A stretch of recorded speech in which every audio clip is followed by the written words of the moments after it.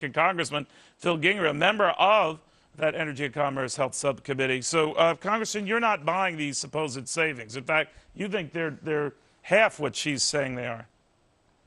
Neil, John Shimkus was exactly right. I was sitting right in front of him when she made that remark, and when she said both, I mean, that's all telling.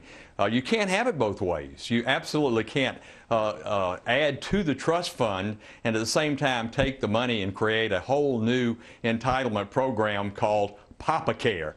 That's my latest pronunciation of Obamacare, not to be pejorative.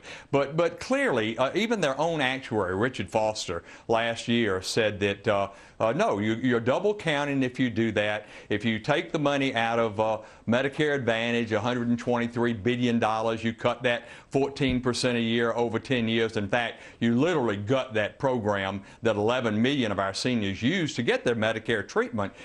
You can't then take the money and use it to give subsidies to young people that don't have health insurance because you're creating another title program. All right, so the bottom line is they're playing fast loose with the numbers who's charged. Now, they say quite the opposite. Yeah.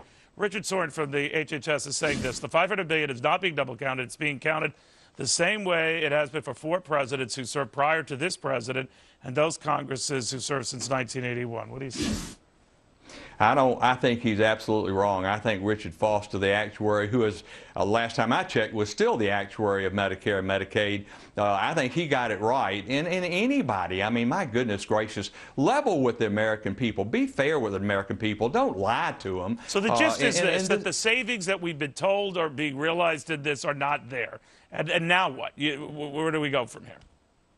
Well, unfunded liability of Medicare program out to 75 years is probably $35 trillion. So, Neil, we have got big problems there with the Medicare program, and to gut it and take $500 billion out of it, you know, it's estimated that in about 10 years, 15% of all hospitals will be non-profitable, and long-term 40%.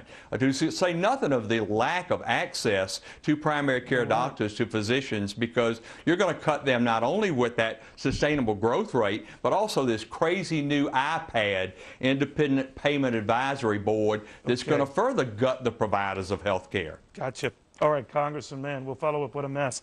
All right, when we come back, Libya, now it's a real pain in frozen assets. Could switching to Geico really save you 15% or more on car insurance? Does it take two to tango?